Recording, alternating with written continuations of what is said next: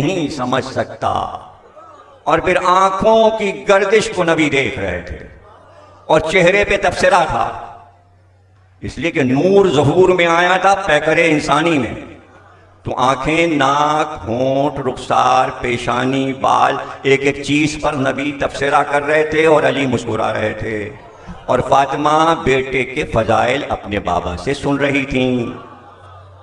और ऐसे में भी तवज्जो है ना, जश्न है ना, ऐसे में अल्लाह ने अर्श आजम पर 9 आसमानों पर ऐलान करवाया कि जितने अर्श पे मखलूकात बसते हैं सब जाओ नबी के पास मुबारकबाद देने। कहते हैं सुबह से शाम 3 दिन तक मदीने वालों ने मदीने के बाजारों में परों की आवाजें सुनी, खुशबू महसूस की।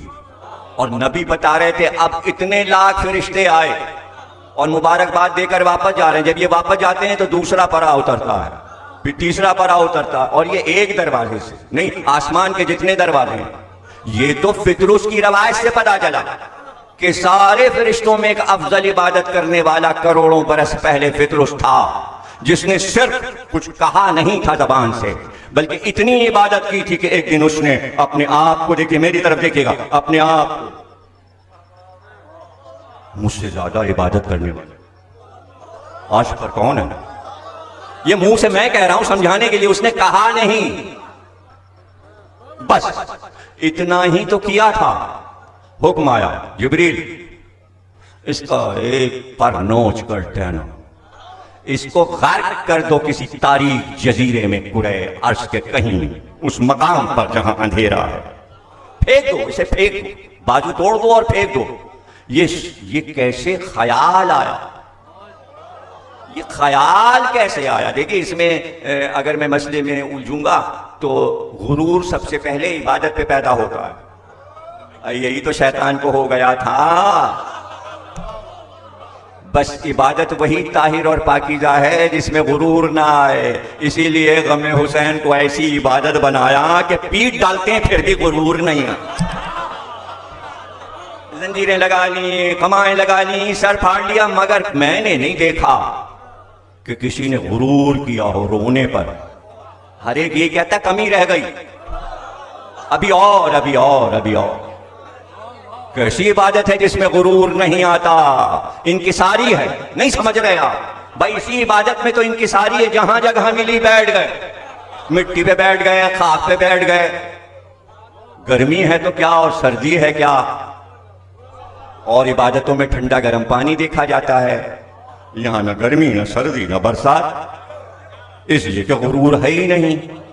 गुरूर होता तो इस तरह इतने बहुत से मिलकर बैठते।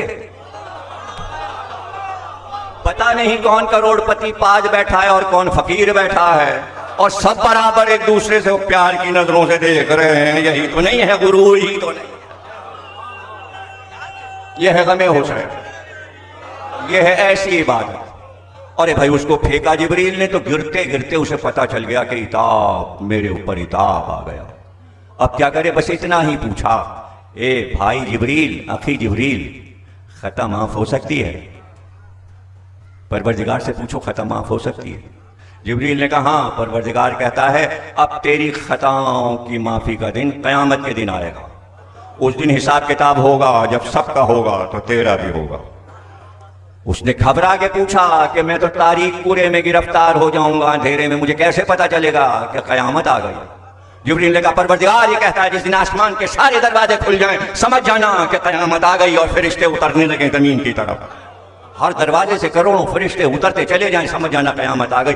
उस दिन से लाखों बरस बस वो सिर्फ अर्श की जानिब देखता रहा। अब काम ही क्या था?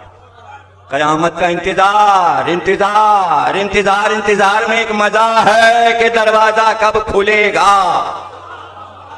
वो भी इंतजार, कब खुलेंगे ये दरवाजे, कब आएगी कयामत ताकि मुझे माफी मिल जाए। सदियां गुजर गई, एक दिन उसने देखा अर्श के सारे दरवाजे खुलने लगे और हर दरवाजे से करोड़हा फरिश्ते परों को फैलाए हुए, परे के परे, कारवां के कारवां, काफले के काफले एक तरफ जाते हैं, चले जा रहे हैं, चले। पूरे अर्श पर मलाइका ही मलाइका हर दरवाजे से बरामद हो रहे हैं। काफी देर के बाद उसने देखा कि एक करोड़ों का परा लिए हुए जिब्रील अमीन उतरे और वहीं से आवाज दी, अखी जिब्रील क्या कयामत का दिन आ गया? का कैसे पहचाना? का तुम्ही ने तो कहा था अर्श के दरवाजे जिस दिन खुल जाए समझ जाना कयामत का दिन आ गया। और फरिश्ते अर्श से फर्श की तरफ उतरने लगे। तो आज तो मैं देख रहा हूं कि सुबह से सारे फरिश्ते अर्श से फर्श की तरफ कहीं जा रहे हैं, कयामत का दिन आ गया, मेरी माफी का दिन आ गया। जिब्रील ने कहा नहीं, अभी कयामत का दिन नहीं आया। ये अर्श के दरवाजे तो इसलिए खोले गए हैं और ये फरिश्ते इसलिए उतर रहे हैं कि नबी आखिर के यहाँ छोटा नवासा पैदा हुआ है, उसकी मुबारकबाद को हम सब जा रहे हैं।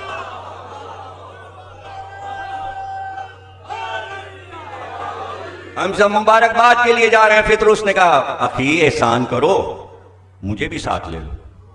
भला जिब्रील मना कैसे करते? खुशी ऐसी थी, जिब्रील को खुशी की मार्फत थी। कहा आजा भाई, एक बाजू टूटा दूसरे से संभाल के जिब्रील ले चले। लेकिन जब नबी का घर आ गया तो दरवाजे पे फिर उसको कहा रुक जा। जिब्रील अंदर गए और जाते जाते कहा जब तक इज़्न नहीं मिलेगा तू खाती है, ये मासूम का घर है, इजाजत मिले इज़्न मिले तो मैं बुलाऊंगा।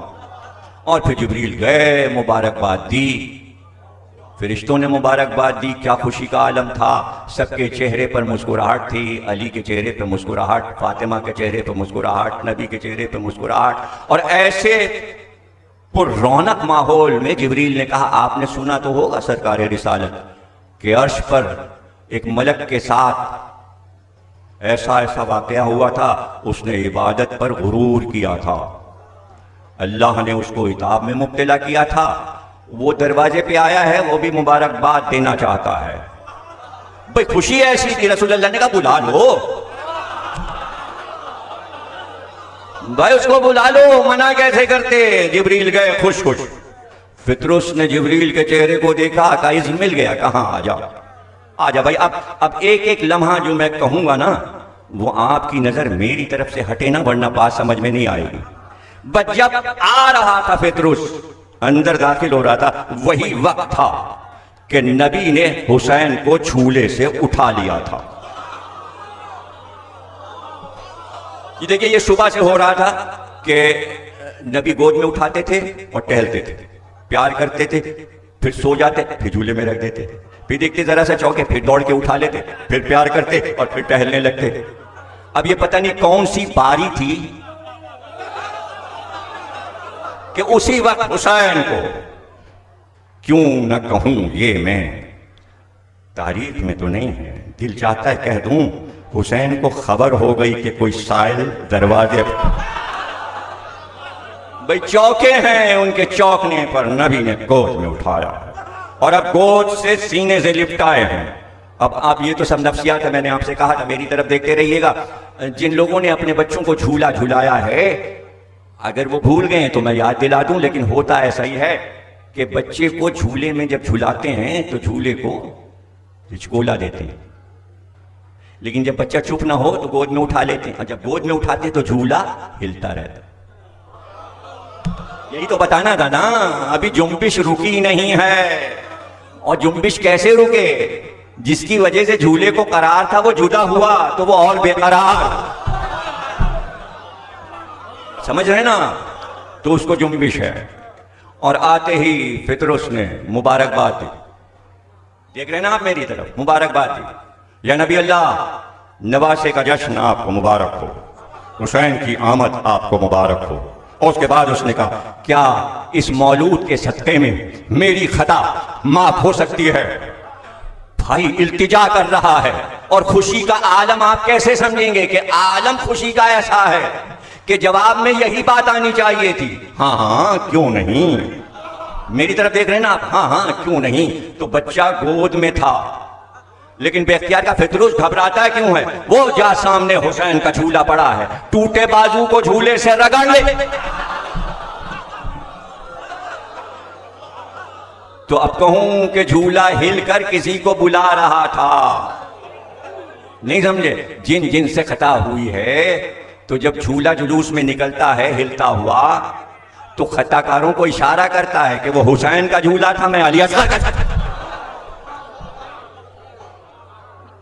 या रसूल अल्लाह, आपको कहना चाहिए था फितरुस आजा, अपने टूटे पर को मेरे हुसैन से मस कर। देख रहे ना आप मेरी तरफ, मेरे हुसैन से मस कर। नहीं, जा वो झूले से टूटा बाजू मस कर ले। अभी अभी तो झूले में हुसैन थे। शायद नबी समझाना चाह रहे थे कि अगर हुसैन से मस हो गया तो झूला अकेला रह जाएगा, और झूला अगर किसी के मसले को हल कर दे तो सुन्नत तो बन जाए। जब शशमाहे के झूले निकले और लोग मन्नतें माने तो ये मंजर याद आए कि लकड़ी का नहीं है, मंसूब हुसैन से है। तवज्जो है ना आप, तवज्जो है ना आप समझ रहे ना बात को। ये क्यों ना कहा आ हुसैन से मस कर ले अपने टूटे बाजू को। क्यों? इसलिए कि ये मसला तो आज की साइंस का आ गया, ये मंतिक से समझ में नहीं आएगा, फलसफे से समझ में नहीं आएगा। इसे मैं आपको आज के साइंस से समझाता हूं। आप देख रहे हैं कितने कुमकुमे जल रहे हैं, कितने बल्ब जल रहे हैं। ये देखिए वीडियो कैमरे की लाइटें कितनी तेज जल रही हैं, ये अलम पे कितनी लाइटें हो रही हैं। लेकिन ये बताइए ये लाइट कहां से आ रही है? वो देखिए ऊपर पूरे मीनार पे सजा हुआ है, ये लाइट कहां से आ रही है? अरे आती कहां है पाकिस्तान में, हमेशा तो नाराज रहती है, लेकिन अगर आ रही है तो कहां से आ रही? पावर हाउस से आ रही है। चली पावर हाउस से, जहां लाइट का मंबा है, जहां सारा नूर जमा है, वहां से बट रहा है। तो आपके ये यहां मजार पे कैसे आ गई? उनका देखिए वो कटआउट लगा हुआ है, अगर फ्यूज हो जाए तो कटआउट निकालते हैं, उसमें एक बारीक तार तिरछा सा लगा होता है, जब वो जल जाए तो लाइट चली जाती है। इतने बारीक तार से इतनी बहुत सी लाइट, इतना बारीक कटआउट का तार और इतनी लाइट का नहीं। अगर ये बारीक तार ना हो और एकदम से मंबे से सारी लाइट आ जाए तो फक से ये सारे बल्ब उड़ जाएंगे, ये बल्ब फट जाएंगे। जितनी की जरूरत है उतनी बल्ब में जा रही है, ट्यूबलाइट में जा रही है उस बारीक तार से, यानी बहुत कम जरूरत है। अगर ज्यादा हो जाए तो बम्बाट हो जाए। हुसैन मंबे नूर थे, अगर कह देते आ हुसैन से आके मस कर ले तो फरिश्ता फना हो जाए।